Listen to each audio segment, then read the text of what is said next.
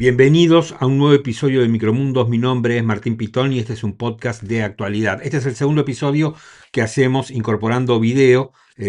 Para nosotros todo un adelanto. Ya hay muchos otros podcasts que lo están haciendo, pero creo que de esta manera dejamos lo que podría ser el formato de radio y vamos pasando a la televisión, ¿no? A la gente le gusta más porque estamos teniendo un aumento impresionante de cantidad de espectadores en YouTube, ¿no? Realmente, yo estoy sorprendido. En este segundo episodio, o de mi comentario semanal de Micromundos con video, bueno, vamos a hablar básicamente, yo te diría, de dos o tres temas que a mí me parecen importantes, que vienen siendo importantes y que lo van a seguir siendo seguramente por los próximos días. El primero tiene que ver con esta red de espionaje periodístico con rusos pagándole a periodistas o a pseudo periodistas para publicar notas para generar una campaña de desprestigio contra el presidente Milei y contra su gobierno, fomentar internas dentro del gobierno, fomentar internas con el PRO, generar problemas o ruidos en la relación con Chile. Bueno, vamos a hablar de todo eso y qué tiene que ver esto políticamente y cómo afecta y cuál es la actitud que está tomando principalmente el presidente con respecto a esto. Después vamos a seguir hablando del escándalo Adorni, porque el escándalo Adorni todavía no termina. No sabemos en qué estadio del escándalo estamos, pero me parece que todavía falta un poco para que esto se defina y se termine. Y después también vamos a hablar algo de alguna encuesta que tengo sobre la marcha del gobierno, que no le está dando bien ni a la gestión del presidente, ni al presidente. Pero lo más preocupante no es eso, a mi modo de ver, sino que lo más preocupante tiene que ver con las expectativas, especialmente económicas, que hay o que esa encuesta traduce. Bueno, arrancamos por el primero de los temas, que es la cuestión que más polémica ha generado en las últimas horas de este fin de semana largo de Semana Santa que ya se está terminando. Se conoció algo que ya se conocía. Vos me dirás que estoy loco. Bueno, lo cierto es que toda esta red de espionaje llevada a cabo por una suerte de organización derivada del grupo Wagner, que se hace llamar la compañía, que ya ha operado en otros países, había sido denunciada por el propio gobierno, por el propio Manuel Adorni, a mediados del año pasado, del 2025, creo que fue en junio del 2025. Posteriormente, FOPEA FOPEA es una entidad que agrupa periodistas. Yo no soy parte de FOPEA, nunca lo fui, pero lo cierto es que FOPEA hace una denuncia con varios intentos, ¿no?, de difundir noticias falsas para desprestigiar a gobiernos dentro de la región. Incluso toma lo que había sucedido en los Estados Unidos, porque en Estados Unidos esto ya pasó. Estados Unidos en su momento se acusó a Rusia de tratar de desestabilizar y generar ruido dentro de las elecciones, del periodo electoral, y esto ya había ocurrido. Bueno, finalmente un grupo de periodistas independientes al frente de un portal que dirige Santiago O'Donnell, que se llama Filtralix, denunció nuevamente, pero ya con una denuncia mucho más robusta, con mucha información, con documentos,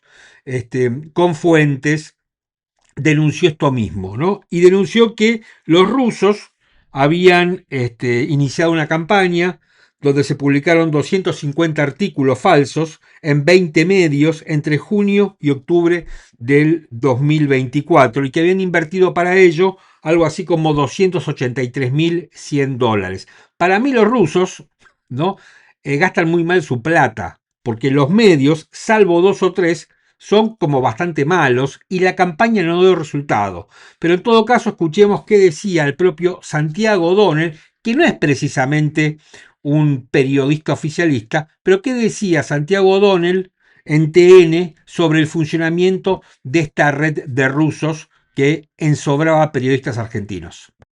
La operación existió. O sea, hay un montón de notas que están firmadas por gente que no existe, creada por inteligencia artificial, y vas a los editores de medios que todos conocemos y te dicen, no sé quién escribió las notas, no sé quién las Pero ¿y firmó. cómo pasó esa Uno nota tras ahí? uno, los ¿Cómo medios salió publicada? te dicen que no saben. Pero ¿cómo aparecen? Hay portales importantes. Se las trajo un intermediario que no te quieren nombrar, que es una persona que les trajo las notas. Un medio nos dijo que sí, que cobraron, creo que era 80.000 pesos por un paquete de notas. Otro medio nos dijo que le pagaban 20.000 pesos a los periodistas individualmente porque es más fácil que hacer un arreglo con el dueño del medio. Pero y los demás... Escuchábamos a Santiago O'Donnell explicando cómo funcionaba esta red. En primer término, lo que hay que decir es que los principales responsables acá son los pésimos periodistas y editores que evidencian todo esto, ¿no? Que hacen una muy mala selección de sus textos, que cuidan muy poco su contenido editorial. Como primera medida tenemos que decir eso. Se han publicado notas, creo que 2 en Infobae, en Realpolitik, en Diario con Voz, en El Cronista, en Tiempo Argentino. Bueno, nadie sabía nada. Parece que nadie sabía nada, que nadie cobraba, e incluso se inventaron periodistas que no existían, con fotos, con firma. Y aquí lo que digamos, llama la atención es el poco control que hay para publicar información, para publicar notas, en este caso sería información. Yo lo primero que quiero decir es que estos tipos que han hecho esto no son periodistas. O sea, en todo caso son gente, operadores, ensobrados, como diría el presidente, que se disfrazan de periodistas pero que no lo son. La periodista Diana Caribotti, que digamos, colaboró, es parte del equipo de esta investigación que termina en esta denuncia, explica qué pasó con esta campaña y si funcionó o no funcionó. Lo hizo con Nelson Castro de la siguiente manera. Que digamos, ninguno de los objetivos que la campaña se puso, que era desestabilizar al gobierno de Milei, terminar radicalmente con el apoyo de Argentina a Ucrania y, digamos, azuzar conflictos con los vecinos, claro, en particular con Chile, ninguna de esas cosas se materializó.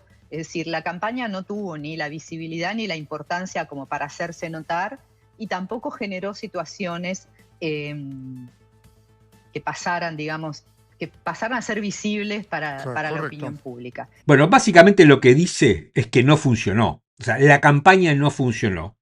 Ahora, estos malos profesionales le dan la excusa al gobierno y a sus aliados y a sus trolls para meter a todo el periodismo en la misma bolsa. Así lo entendió el presidente Javier Milei, ¿no? Que enseguida empezó con sus clásicos insultos contra el periodismo, porque obviamente en una situación de crisis que está enfrentando el gobierno, que tiene en el ojo de la tormenta a Manuel Adorni, el jefe de gabinete, el ex vocero, el protegido por la hermana Karina, el protegido por el propio Milei, a raíz de investigaciones periodísticas, por supuesto que toda esta situación, toda esta denuncia le vino al gobierno como anillo al dedo, justamente para victimizarse y decir que los periodistas somos unos forajidos, unos delincuentes, y así lo hizo saber el presidente. Estamos viendo el tuit de Javier Milei que habla de periodismo basura. Dice el presidente en este tuit: lo más importante del caso, que vincula espionaje y sembrado de noticias falsas con periodistas corruptos y traidores a la patria, lo que no exime a editores y dueños, no es solo el hecho en cuestión, sino que muestra de qué manera están hechos la gran mayoría de los periodistas, entre comillas, y los medios. Por eso la pauta oficial debería ser cero a todo nivel, ya que son fácilmente corrompibles y al mismo tiempo evitaría mucho de las maniobras sucias de la política. Y está firmado, ¿no?, con casi lo que es una marca registrada: no odiamos lo suficiente a los periodistas, que esto le encanta decir a Milei y a sus aliados. El presidente, no contento con con este primer tuit, ha escrito un montón, yo elegí dos, ¿no? Al final dijo el presidente, al final las basuras que se disfrazan de periodistas tenían razón cuando se quejaron porque Manuel Adorni le dijo a uno, vos sos solo un periodista, ya que no debería olvidar decirle que la gran mayoría son mentirosos, dice el presidente. En realidad no es la gran mayoría, acá miente Milei, como por lo general hace, miente porque la gran mayoría no estamos trabajando para una red de espías ruso, no estamos haciendo eso, no recibimos plata de los rusos para desprestigiar al gobierno. Es más, yo diría, ¿no?, que si el presidente está preocupado por las campañas en contra y si el presidente está preocupado por el desprestigio del gobierno, lo que debería hacer es pedirle la renuncia a Dorni. Porque, digo, a ver, yo no creo que los rusos hayan obligado a Dorni a comprar propiedades, a viajar en un avión privado a Punta del Este, a llevar a la mujer en el Tango 01 a los Estados Unidos. A ver, para que no quede ninguna duda, el presidente dio una vez más una muestra de apoyo al jefe de gabinete Manuel Adorni. Fue en el acto central de las Malvinas, de la conmemoración de la Guerra de las Malvinas, donde el presidente se estrechó en un fuerte abrazo con su ex vocero y todavía jefe de gabinete Manuel Adorni, y lo hacía así. Señor presidente de la Nación, el señor presidente de la Honorable Cámara de Diputados de la Nación, Martín Menem, el señor jefe de gabinete de ministros, Manuel Adorni, el señor ministro del Interior, Diego Santilli, el señor ministro de Relaciones Exteriores, Comercio Internacional. Bien, ahí lo vimos al presidente, ¿no? El presidente evidentemente está apañando a alguien que está sospechado de ser un corrupto. Eso es lo que está haciendo Javier Milei. Él puede decir cualquier cosa sobre el periodismo, en algunos casos tendrá razón, no digo que no. Yo creo que el periodismo tiene que hacer un gran mea culpa, empezando por aquellos profesionales, ¿no?, que están amparados por este gobierno, que no son pocos. Hay canales enteros de televisión que están amparados por este gobierno. Pensemos, o sea, ya que nos escandalizamos en su momento por lo que fue ese manejo que tuvo Santiago Caputo con la entrevista que le estaba haciendo Johnny Viale al presidente, de la misma manera, ¿qué tendría que decir el presidente si mira a todos con la misma vara? ¿No? ¿Qué debería decir de Johnny Viale? ¿O qué deberíamos pensar? O sea, si yo pienso, hago el razonamiento que hace el presidente, que todos los periodistas somos unos delincuentes, traidores a la patria, pésimos, basuras, y como dice él, ¿qué deberíamos pensar entonces de Johnny Viale? ¿No? Cuando le estaba haciendo una entrevista a él mismo y el presidente y Santiago Caputo le explicó, la cortó la entrevista y le explicó cómo tenía que seguir. Bueno, ¿eso qué es? ¿Qué es eso? ¿No? A los ojos del presidente. ¿Qué viene a hacer? Porque Johnny Viale terminó pidiendo disculpas. Bueno, ahí estaba el abrazo, ¿no?, del presidente con Adorni. Y yo hice esta semana un reportaje con el diputado socialista de Santa Fe, Esteban Paulón. Y Paulón, le pregunté a Paulón una pregunta que creo que lo estamos haciendo todos. ¿Por qué razón todavía Manuel Adorni sigue siendo jefe de gabinete? ¿No? Porque el propio Milei actuó de otra manera en otros casos de posible corrupción, ¿no? Mismo Spert, que era el profe, tuvo que renunciar a su candidatura por estar presuntamente vinculado con un narcotraficante que le había pagado $200.000, que el propio Spert tuvo que admitir. Lo defendió hasta donde pudo y después le soltó la mano. ¿Por qué no le suelta la mano a Manuel Adorni? Y esto contestaba en Micromundos Esteban Paulón. Respuesta, porque Karina Milei no puede ser jefa de gabinete. Manuel Adorni está ahí en la jefatura de gabinete de ministros, que es el cargo fusible del presidente, no de los ministros, es el cargo fusible del presidente, porque Karina desearía estar y no puede, porque si Karina fuera el fusible del presidente, se termina el gobierno. Imagínate que ante una crisis tuviera que salir Karina, claro. Ya lo han dicho públicamente, Javier Milei no podría estar allí sin Karina y Karina obviamente no podría estar allí sin Javier. Y Manuel Adorni es quien mejor representa, quien más fielmente representa lo que Karina haría como jefa de gabinete. Es interesante lo que dice Paulón, ¿no? Porque aquí tiene que ver ya con algo que está vinculado con el manejo del propio gobierno, ¿no? Y es, bueno, Karina no puede ser fusible de su hermano, el presidente Milei. Karina tiene que estar en un punto resguardada y en definitiva da la impresión que, de acuerdo al análisis que hace el diputado Paulón, eh, lo que está queriendo decir es que Adorni termina siendo un fusible del propio gobierno, no termina siendo alguien que se lleva la marca. Adorni tiene que ir este mes a la Cámara de Diputados a dar su estado de la nación, ¿no? A dar su reporte mensual. Como dice la Constitución, va un mes a cada Cámara del Congreso. Adorni tiene que responder algo así como 5.000 preguntas, poco menos me parece, que le han formulado los legisladores. Y, digamos, y yo creo que gran parte de todas esas preguntas tienen que ver justamente con el escándalo que hay sobre Adorni, la mujer, los contratos de la mujer, las propiedades que Adorni no puede explicar, porque en realidad Adorni no ha explicado nada, ¿no? Su declaración jurada no coincide con su patrimonio, sus ingresos no coinciden con su patrimonio. Bueno, entonces hay un problema acá, Adorni tiene un problema, el gobierno tiene un problema, y me parece que los problemas se van sumando, ¿no? Y aquí tengo una encuesta de Subán Córdoba, a ver si la estamos viendo ahí, que preguntan el nivel de imagen de Manuel Adorni. El 66% respondió que la imagen de Adorni es negativa, solamente el 21,5% que es positiva, el 6,6%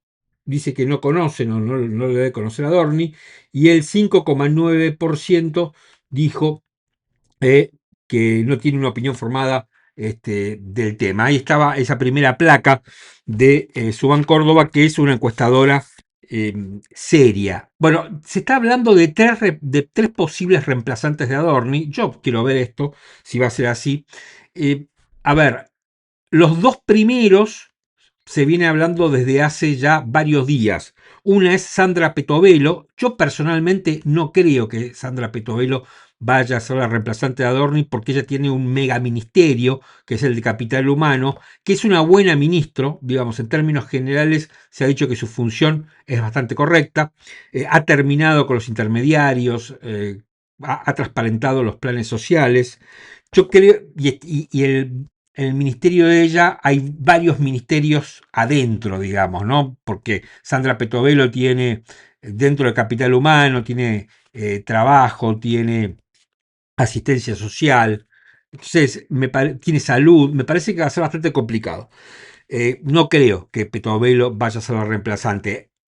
Durante este fin de semana largo hubo un hecho bastante confuso en el ministerio de Petovelo, y es que a raíz de un escándalo que para mí todavía no terminó de explotar, que es el escándalo de los créditos otorgados por el Banco Nación a funcionarios y legisladores del oficialismo, aparentemente con tasas muy preferenciales y condiciones muy preferenciales, le pidió la renuncia a su jefe de gabinete. El jefe de gabinete se fue, que se llamaba Leandro Masachesi, y después el presidente salió a desmentir que Petovelo no había echado a Leandro Masachesi por haber tomado un crédito en el Banco Nación, digamos, en condiciones muy preferentes, en condiciones de casta, sino que lo había, digamos que lo había despedido por cuestiones de confianza, por temas que no estaban vinculados con esto, ¿no? Salió el presidente, obviamente también siguió insultando a los periodistas, es el presidente haciendo de vocero de Petovelo.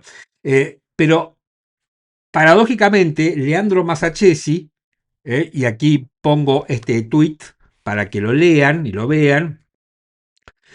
Masachesi ahí en este tuit dice: a partir de las versiones públicas sobre mi salida del gobierno, aclaro que no cometí ningún acto ajeno a la ley. No vine a la política a servirme de ella, por el contrario, accedí a un crédito para la primera vivienda junto a mi pareja, cumpliendo con todos los requisitos.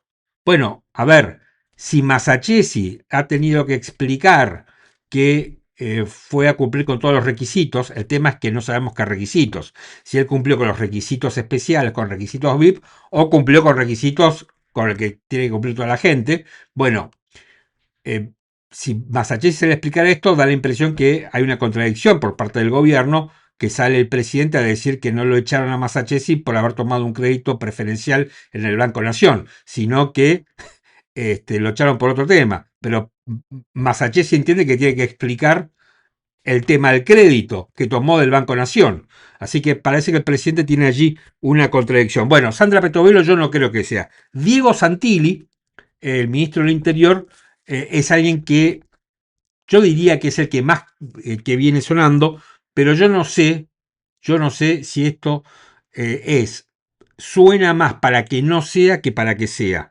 Diego Santilli es el ministro del Interior, ¿podría ocupar ese cargo? Sí, podría ocupar ese cargo. Y el tercero, que se empezó a mencionar a lo largo de este fin de semana, de Semana Santa, es Federico Sturzenegger, el coloso, el hombre de la motosierra, el que encarna, ¿no? Él encarna, diría yo, el espíritu libertario por antonomasia. Bueno, Federico Sturzenegger podría estar como jefe de gabinete y ahí habría una interna, porque la relación entre el Toto Caputo, ministro de Economía, y Federico, que quiere cagar a patadas en el culo a un montón de gente, y Federico Sturzenegger desde tiempos de Macri no es para nada buena, con lo cual, bueno, esto podría ser una complicación. Yo no sé si Adorni, a mí me da la impresión que Adorni no se va por sostener. Me parece que tarde o temprano Adorni van a tener que dejarlo ir, como dicen los americanos, como un eufemismo para no decir que tuve que despedir. Bueno, así que estos son los tres posibles reemplazantes. En la misma encuesta de Subán Córdoba que yo les mencioné hace un momento, tengo otra placa para presentarles, que es si le preguntaron a la gente si Adorni debería renunciar. Ahí estamos viendo la placa. El 70,4% dijo que Adorni debería renunciar, el 18,2% dijo que no, y el 11,4% dijo que no sabe si Adorni debería renunciar. Yo lo que creo es que Adorni debería renunciar, debería irse, ¿no? Claro, el problema lo tiene el presidente, y el problema lo tiene el presidente porque Adorni es de Carina.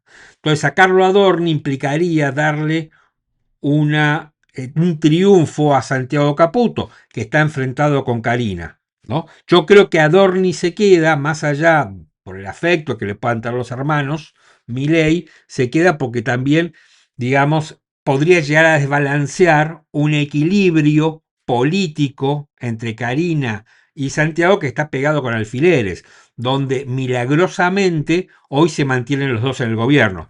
Obviamente, si alguien va a salir del gobierno, tarde o temprano, ese se llama Santiago Caputo. Nadie piensa que vaya a salir Carina Milei del gobierno. Pero ya que estamos con las encuestas, me gustaría, si ustedes me dan un minuto más, me gustaría presentarle otra encuesta que me parece también una encuesta bien hecha, y ahí la estamos viendo en pantalla, que está hecha por Atlas Intel y Bloomberg. Es una encuestadora muy seria. Y le preguntaron a la gente si aprueba o desaprueba el desempeño del presidente Javier Milei. El 61,6% dijo que no, ¿no? Y solo el 36,4% dijo que aprueba al presidente Milei. Esto es algo, diría yo, como bastante novedoso, porque a Milei las encuestas le venían funcionando muy bien.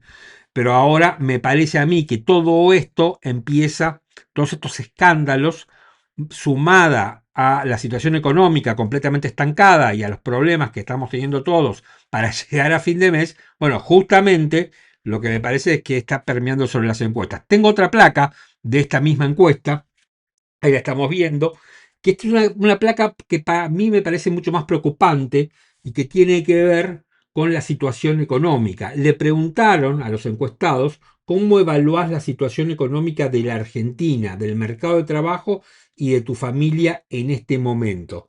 El 65% dijo que la economía en la Argentina es mala, la situación económica del país es mala. El 21% dijo que es bueno y el 14% que no sabe. Con respecto al mercado de trabajo, que es la última línea de esta placa que estamos poniendo de esta encuesta de Atlas Intel Bloomberg, el 74% dice que la situación del mercado de trabajo es mala y el 9% solamente dijo que la situación del mercado de trabajo es positiva. Y finalmente, tengo otra encuesta, otra última placa de esta encuesta de Atlas Bloomberg, que van a ver cómo, digamos, machea todo. Porque le preguntaron a la gente cuáles son los principales problemas que identifican en la Argentina eh, eh, actual. El 43,3% dijo que era la corrupción. Y esto no es casual. Y no es casual porque cuando la situación económica funciona mal, la corrupción empieza a aparecer como un problema. La gente le empieza a prestar atención a la corrupción. Esto pasó en la época de Carlos Menem, en el final de la segunda parte de la segunda presidencia de Carlos Menem, por eso surge la Alianza, surge el Frente Grande y todo eso que empezaron a investigar casos de corrupción. El 42,2% habló del desempleo, o sea, yo hablaba a su momento de la situación económica, y la situación económica es mala y la gente se empieza a fijar en la corrupción. Cuando la gente tiene el bolsillo lleno, bueno, ahí la corrupción pasa un poco más inadvertida. Y como tercer problema, con el 35,3%, los altos precios y la inflación. A ver, este último punto, los altos precios y la inflación, tienen que ver con el principal logro del gobierno. O sea, ¿qué era lo que el gobierno había conseguido? ¿Por qué el gobierno gana las elecciones de octubre del 2025? Porque había conseguido contener la inflación.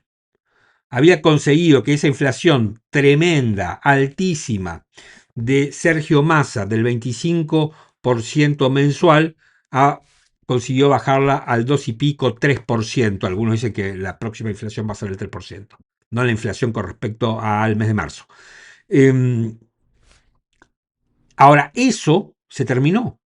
Digo, las ventajas de haber conseguido eso, que yo creo que es, digamos, el único logro que tiene el gobierno para la gente. No tiene otro logro para la gente, estoy diciendo. Después a nivel macro, la baja del gasto y todo lo demás puede ser. Pero para la gente era eso, la baja de la inflación, la contención de los precios. Bueno, ¿qué es lo que está pasando ahora? Y no, la inflación ya la gente la vuelve a sentir, las cuotas se vuelven a sentir, la gente se endeuda y no puede pagar los préstamos y los créditos que toma. Esto es lo que está pasando y se está quedando sin trabajo. Entonces es un cóctel tremendo. En el medio, lo que tenemos son tremendos casos de corrupción. O sea, Libra no se entendía como se entiende Adorni. Libra es complejo, son criptomonedas, gente en Hong Kong, gente en Estados Unidos, palabras en inglés. Libra es más difícil de entender. Lo de Adorni lo vimos hasta el cansancio. Entonces acá lo que tenés, diría yo, es un ecosistema, un medio ambiente realmente muy pero muy complicado, donde el gobierno empieza a mostrar fatiga de material, donde el presidente mismo, el presidente en persona, empieza a mostrarse un poco complicado en su gestión. Y a mí lo que más me preocupa de este gobierno es que yo no le veo muchos reemplazos.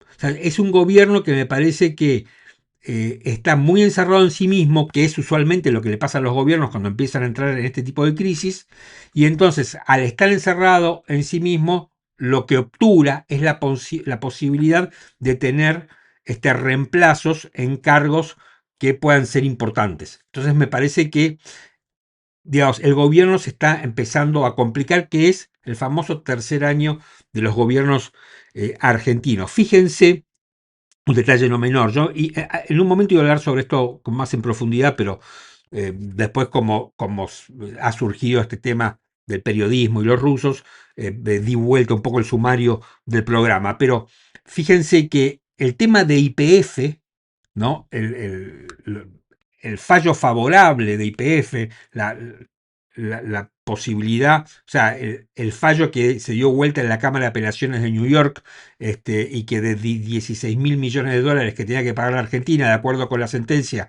de primera instancia de la jueza Loretta Presca, terminamos pagando cero, al menos por el momento. Vamos a ver qué hace Woodford, pero por el momento tendríamos que pagar nada. Bueno, eso que el gobierno lo presentó como un triunfo propio, que en parte lo fue, no fue solamente del gobierno, porque, digamos, la Argentina siempre, fíjense qué interesante, ¿no? Con el kirchnerismo, con Macri y con este gobierno, siempre mantuvo el mismo argumento. Siempre mantuvo el mismo argumento. Inclusive, Milei confirmó al estudio de abogados que se había nombrado durante el gobierno de Alberto Fernández. Entonces fue como una política de Estado que dio resultado, ¿no? Porque zafamos, digamos, por el momento. Zafamos. Ahora, eso que el presidente armó una cadena nacional para anunciarlo, que insultó al gobernador de la provincia de Buenos Aires, que en ese momento era el ministro de Economía, Axel Kicillof, eso pasó al olvido. O sea, los escándalos vienen creciendo con una magnitud tan grande que las noticias buenas quedan engullidas. Lo mismo pasó con la baja de la pobreza. La baja de la pobreza es un tema bastante más polémico porque la baja de la pobreza no se entiende como baja la pobreza cuando baja el consumo. Digo, es raro. O sea, la gente no ganaría más plata, tendría más plata, pero consumiría menos. Es un caso raro, ¿no? Ese. Yo ahí es un tema muy técnico, pero la pobreza en los últimos 3 meses, que no es lo que todavía se está midiendo, va aumentando, porque va en consonancia con la pérdida del empleo y otra vez con digamos, las consecuencias del aumento de precios y del aumento de la inflación. Así que tenemos una situación bastante compleja. El gobierno está callado, más allá de que el presidente está fatigando su cuenta de Twitter, que otros trolls y otros voceros del gobierno también lo están haciendo, como puede ser la diputada Lila Lemoine y otros. Están tratando de, digamos, copar la narrativa, algo que todavía no han conseguido. El principal problema de Adorni no es Adorni en sí. El principal problema de Adorni es que Adorni termina con la narrativa del gobierno, termina con la épica del gobierno, termina con ese mantra que era la lucha contra la casta. Este es el problema para mí principal que ha generado Adorni. Y el segundo problema que genera Adorni es que el gobierno necesariamente tiene que estar callado. Ningún funcionario puede dar una entrevista, porque cualquiera que dé una entrevista, la primera pregunta no va a ser no sobre la gestión, sino va a ser sobre Adorni. Entonces, el gobierno está recluido en sí mismo, solamente se comunica por Twitter. Bueno, hasta aquí este episodio de Micromundos, espero que les haya gustado. Mi nombre es Martín Pitón y como les digo siempre, bueno, suscríbanse y recomiéndennos porque nos ayudan a crecer. Estamos haciendo un esfuerzo grande, todavía me tengo que adaptar con todo esto, que es un cambio muy, muy grande, pero bueno, de a poco voy a ir aprendiéndolo, así que por favor, ténganme confianza. Hasta la semana que viene.